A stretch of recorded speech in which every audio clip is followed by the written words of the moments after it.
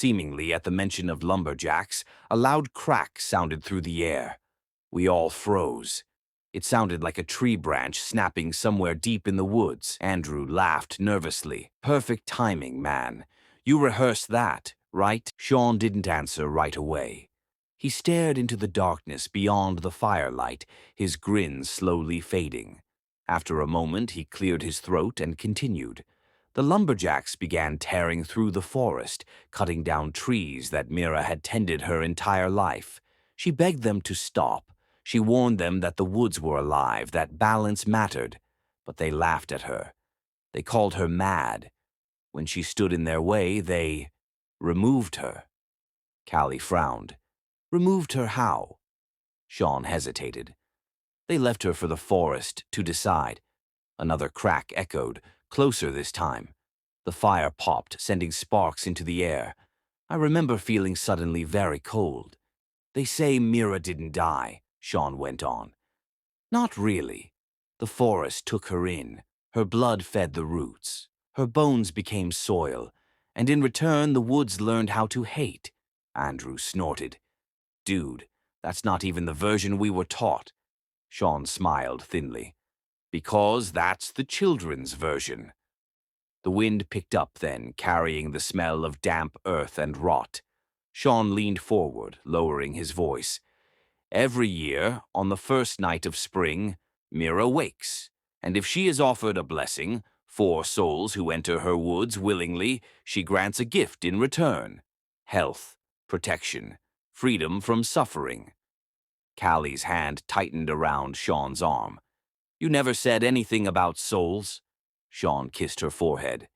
It's just a story. I should have left then. We all should have. But Sean stood up and began pulling symbols from his pack, twisted branches, stones carved with strange markings, candles that smelled like pine and iron. You're not serious, I said. I am, he replied. I'm not sick because of bad luck. I'm sick because something's been wrong with me my whole life. Tonight, I fix that. Andrew stood. I'm out. This is cult nonsense. He turned to walk away. The woods went silent. No wind, no insects, nothing. Then we heard footsteps, slow, heavy, circling us just beyond the firelight. Andrew stopped. Okay, not funny, a woman's voice whispered from the trees. Stay. Andrew ran. The scream didn't last long. We didn't see what took him. We didn't need to. The forest swallowed the sound whole. Callie collapsed, sobbing. I couldn't move. Sean just stared into the dark, breathing hard. She chose him, Sean whispered. That means it's working. That's when I realized Sean had known. He hadn't invited us for fun. He hadn't brought us to drink. He brought us to be counted. We tried to run after Andrew, but the woods didn't make sense anymore. Paths twisted. Trees stood where there hadn't been trees before. The stars were gone. Callie begged Sean to stop. Please, I don't want this. I want to go home. Sean shook his head. It's too late. Mira needs balance. The ground beneath Callie gave way. One moment she was there. The next she was gone, swallowed by the earth like it had opened its mouth just for her. Her scream echoed up from below, distant and fading, until there was nothing. I fell to my knees, screaming her name.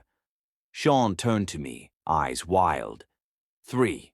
I backed away. You said 4. You said all of us. Sean laughed, but it broke halfway through. I lied. Mira doesn't take the one who offers the blessing. The forest shifted again. Roots burst from the ground, wrapping around Sean's legs, his chest, his throat. He didn't scream. He looked relieved. Worth it, he whispered. Then the trees pulled him apart from the world. Silence returned. I don't know how long I sat there. When dawn came, the woods looked normal again. Too normal. No fire, no packs, no signs of my friends, just me, alone, kneeling in mud. I walked out at sunrise. The police say there's no evidence any of them were ever there. No footprints, no disturbed soil, no Andrew, no Callie, No Sean. They say I imagined it.